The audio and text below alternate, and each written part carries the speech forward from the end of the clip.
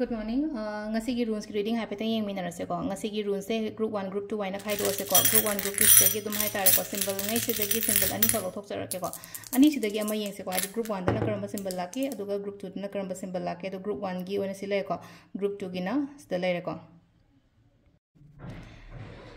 Aham bagi symbol se ko aham bela iba symbol si gi oina hara ka ti kai no ma masak thok popot kum bala haina pi ri ko khoi first ki symbol se khoi first ki symbol se ai ngonda akhoi da imung da kai da hara sine ngasi gi no haidi masak thok popot ama kai ma haidi changak pa kholak pa aduma in tora pi ri ko haidi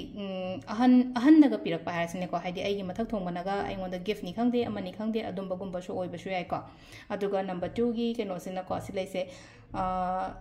any thabak ama chatpa khotpa matamda aise ishor gi blessings ka loina na chatpa hai tare ko hadi aphabo oi bodo ai yoina ngasi gi numit se aphabo oi ba ina chatori ba ina ko tori ba thabak mayam se da loina ma protected oina hai tare ko hadi kemta ai ashok open yaudana nuaina phajana chatpa khotpa maina ngamgani ko duse leire khoi gi ngasi gi oina rules ki reading si zo ma'am. Thank you.